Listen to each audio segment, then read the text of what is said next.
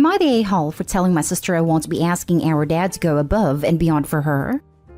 My sister is getting married in a few months. She asked our dad and mom's husband to walk her down the aisle and share the father/daughter dance with her. Mom left dad for her husband when I was 6. My sister was 7 and our brother was 5. It devastated dad because he worked so damn hard and thought he had a happy marriage. Instead, his wife was cheating with a guy at work and ended up married to the guy. I never liked how things happened, and will be honest, I have never given my mom's husband much of a chance. I never really saw my mom the same way again either because of how she handled it. But my sister loves our mom's husband and considers him a second dad. So what happened is, she told our dad they were sharing the role and he was all okay. But then she asked him to put aside his hard feelings and not just share that, but deliver a toast with him. Spend the morning getting ready with him to let her have both of them there in those moments. She also wanted him to pay for a joint party, sort of like a second engagement party, where they shared a spotlight and dad's dime. He told her no.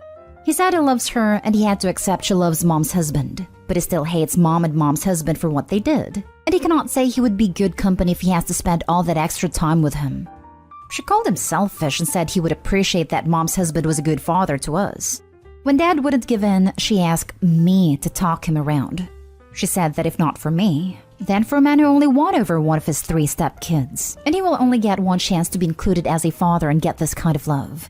I told her I loved her, but what she is asking from dad goes above and beyond, and I would not try and talk him into doing this. She told me I was hurting her. I told her she was hurting dad, that she was entitled to love mom's husband, to want what she wants, but she cannot honestly expect dad to just be okay with all this, and she cannot expect me to force his hand. She called me an a-hole and said I am letting dad make this about him instead of her. Am I the a-hole? Now for the top comments. Not the a-hole. Your sister is out of her mind. Congrats to her for being able to accept the changes in her life. Big congrats to you for standing your ground. Your dad is absolutely right in his feelings and should stand his ground. She's asking too much. Also, OP, your sister is wrong about your mother's husband. He hasn't been a good father. If he was, he wouldn't have been in an affair with your mother, breaking up a whole damn family complete with kids. Not today, home. Since your sister is getting married and about to start her family, ask her how she would feel if her fiancé leaves her in 10 years for some broad at the office, and then 20 years later her son asks her to share the motherly duties at his wedding with a woman who helped destroy her family. Gross. You're poor dad. He sounds very generous, loving man to have even accepted her requests to share the walk. Your father is being more than gracious in sharing the walk. It seems your sister wants everyone to get along like there's no history between them, and wants to use her wedding day to bully people into how she wants them to be. It's weird because it's like her sister just wants to change history. She wants everyone to feel like a big happy family even if it isn't so. Or even just pretend. This is like some weird psychological thing going on with her. Next story is titled, Am I the a-hole for kicking out my daughter after what she did? I have 2 daughters. One is Amy, 33, and the other is Lisa, 31. Lisa got married a couple months ago. She had a hard time in life. She had surgery and got addicted to opioids at 15. She struggled through school for a while, ended up doing a crap ton of things she wasn't proud of, but once we managed to get her proper help, she was fine again. In context, the things she did whilst an addict were really bad. I'm talking ruining family reunions, causing arguments around a house, the works. One example is when Amy was graduating. Lisa didn't want to go, and insisted we both go without her. But this was when she was at the height of her addiction, so we called her grandparents to watch her, and they would take 10 minutes to get to the house.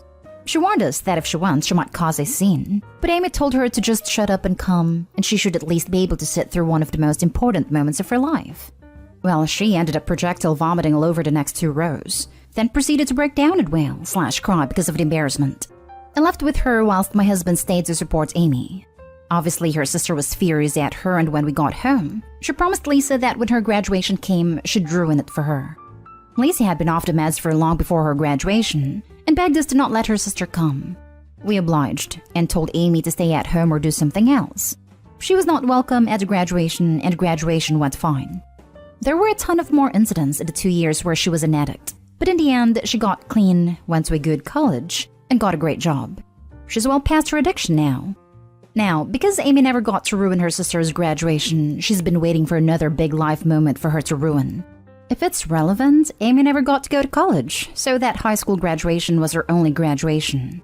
Lisa graduated from college, but only me and her father were able to go because of the distance. Now, the moment that Amy had dedicated herself to ruining is her wedding. Lisa is often sensitive at life events. She has some issues she's working through with a therapist on the side. She thought that Amy would be over the high school graduation issue, and Amy pretended like she was. But then in the dressing room right before Lisa was meant to walk down the aisle, Amy took her aside and started insulting everything about her. I had gone to the bathroom at this time. She called her fat, she said her dress made her look like a pathetic, cheap woman, that her husband was constantly looking at other women's bodies. She went on and on until Lisa was on the ground in tears. Her makeup was ruined, no one was there to fix it, and the wedding was ruined. Lisa walked down the aisle still crying. After this, I told the family what Amy had done, and no one's talking to her.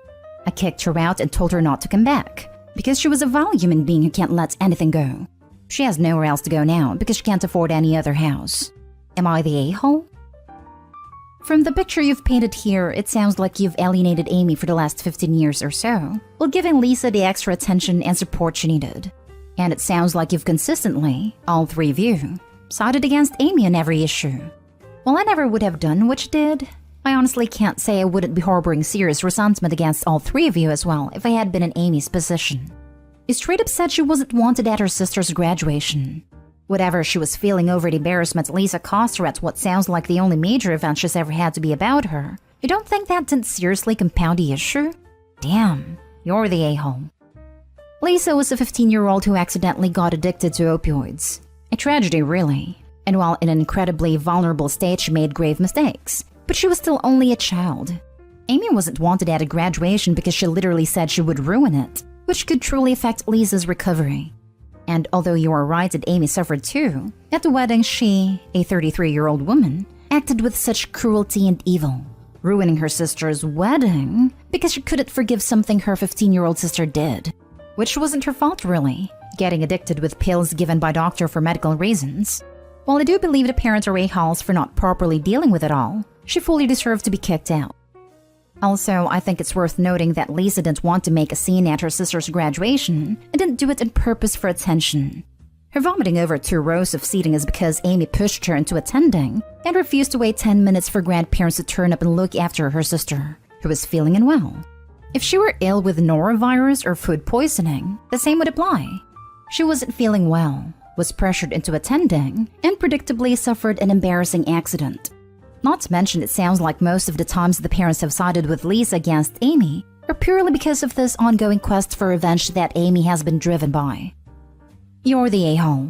Not because you kicked out Amy, but because you kind of failed as a parent. Don't you realize that Amy wasn't only upset about her graduation? She can't let it go and was holding a grudge for all these years because it's not just about graduation. Having an addict in the family causes stress, discomfort, pain, and suffering. And you failed to realize the impact it had on Amy. That's on you. A lot of people here are slamming the 33-year-old for being a grown adult, but she obviously never matured. There's a lot of missing context in Opie's story. I'm sure Amy was the glass child, as someone posted above, and continued to be through adulthood. I bet Opie focuses on Lisa every time they visit, asking her about her sobriety and taking an active interest in her life and education to help her maintain sobriety. Which is great for Lisa, but I'm betting Amy did not get such attention as she didn't even get to go to college. I bet, but your sister is an addict, she needs this, was something she heard often. Both girls need deep therapy. Everyone sucks here, but Opie is a special a-hole in my opinion. Next story. Am I the a-hole for telling my dad that I'm not his replacement wife? My female 16 mom passed away recently. My brother, male 14, and dad are so devastated by this tragic loss, and we are all struggling. I've basically found myself handling all chores and work around the house. My brother is too traumatized, he hasn't been talking since the funeral, and my dad hasn't been lifting a finger and do a single thing. He started making requests, from cleaning the messy living room, he sleeps on a couch, to picking up dirty laundry to doing dishes, cooking or ordering food, walking the dogs, vacuuming, doing repairs, mowing the lawn, washing the car since my brother stopped doing it. I'm too exhausted oftentimes. Mom used to do the chores that I used to help, but I have school and after-school commitments, and my dad keeps negatively commenting on how I get things done, and compare me to mom like how much time I take to make breakfast, etc. Yesterday he woke me up at 6 a.m. even though he told me to skip school and wanted me to make breakfast. I scrambled eggs and prepared other dishes, then went to wake my brother up. I sat at the table, and once Dad sits down, he looks at the scrambled eggs and goes, "What is this? This is not the right way to make scrambled eggs. Your mother used to make perfect scrambled eggs. Did you not learn anything from her at all? How are we supposed to survive if you can't even properly make scrambled eggs?" Then he looks at my brother and says, "We're doomed." I snapped and loudly tell him I'm not his replacement wife to expect me to do this and that for him. He looks at me stunned, and my brother rushes out immediately. Dad starts telling me how cruel and insensitive what I just said, and how out of line I was. I replied that I was too tired to make the perfect scrambled eggs my mom used to make, and that maybe if he as a parent had tried to learn, we wouldn't be suffering right now. He gets up, throws the towel, and walks out. My aunt came to visit, and when I told her, she went off saying I should have never said that to my grieving dad, and that I should be ashamed of myself for talking to him like that. Am I the a-hole? Not the a-hole. Expecting your kids to help out more after losing one adult in the house is fine. Expecting them to act as another parent in the house is mistreatment. My condolences for your loss, Opie. Thank you so much for your support. It did help when Mom was alive, but now it's just me doing everything around the house. I obviously cannot ask my depressed brother to help, and Dad just expects everything to be done, although it doesn't work. Just don't. He's the parent. Tell him to start acting like it. If your brother gets to grieve, so do you.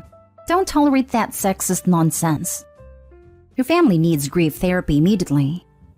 He didn't go when my uncle suggested it and stopped him from taking me and my brother, claiming that my uncle is preventing us from grieving naturally and processing our emotions in a normal way. Not today, home. There's this thing called parentification. Your tale is a textbook example. Your dad is an insensitive a-hole, and your family dynamics cannot be brushed aside with a "but they're grieving" excuse. He lost his wife, sure. Your brother lost his mom, yes. But did you suddenly not lose your mom as well? Or does that not count because you emerged into the world with 2 X chromosomes? Reset your boundaries with your family, and do not allow them to overstep again, or this will be the rest of your natural life. Now for the last story. Am I the a-hole for not wanting to pay for my husband's funeral? I know this sounds weird, but let me explain. My husband and I married in 2018 after dating for almost 2 years. Shortly after getting married, my mother got sick, so we moved out of state so that I could take care of her. He was not too happy about this, but he moved with me. He didn't like the new state we were in, and he quickly stopped working and providing for our household.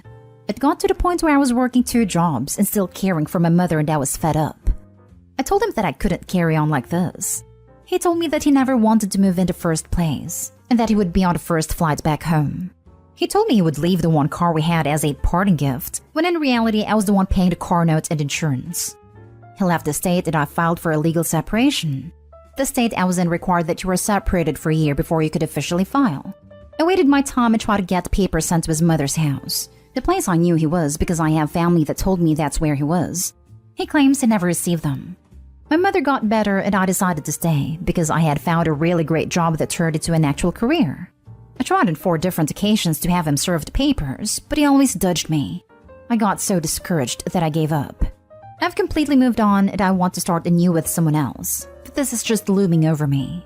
I was in the process of getting a lawyer when I got a call from his aunt saying that he has passed away, and basically it's up to me to plan the funeral arrangements.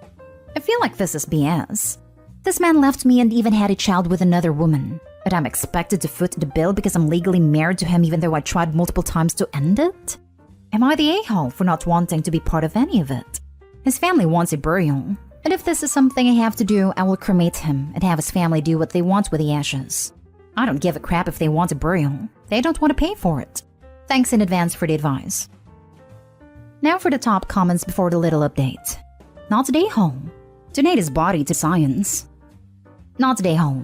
You can play a modified version of the 2-card play. Card 1, they deal with all the expenses for whatever funeral they want. Card 2, you claim the body, have it sent an undisclosed mortuary where you arrange for him to be cremated, and then you have the ashes legally disposed of in a location that will remain undisclosed. Their choice. If they want to play the "you're the wife" card, you can do whatever you want. What they want won't matter in the least. This is the way. Make it very clear to them that cremation with no service is all you will pay for if they plan to force this on you. Not stay home. It might be worth checking with that lawyer right now to see if you have any legal obligations, since you are still legally married. This might mean that you also have legal rights to anything like a survivor's pension or insurance, or any portion of the estate if that existed. You can definitely refuse the family. You don't owe them a funeral. If you somehow have a legal obligation to pay for disposal of the body, then inform the family that you will be paying for the most basic, no-frills cremation package with no service, no wake, no plot, no headstone. They are welcome to pay for any additional services that they want, even though if they could afford this, they probably wouldn't be reaching out to you. On the upside, a cremation might be cheaper than lengthy divorce proceedings. Updates and a little more info. I've decided to get in touch with a lawyer to see my options. We didn't have a lot of assets. We sold our house before we moved out of state. So as far as I know, we didn't have a will or anything. But if there's something I do get, I'm almost certain it's not much and I would rather it go towards his daughter. She's not even one, and I spoke with her mother and she was under the impression that he was divorced. They had even filled out paperwork to get married, but she left it up to him to file it since she was pregnant and tired. And of course, he never did it. I just want to cut all ties with his family and live my life. I don't want to fight family members for money. So I will give them one last time to make their own arrangements. And if they refuse, I will do what I want with the body.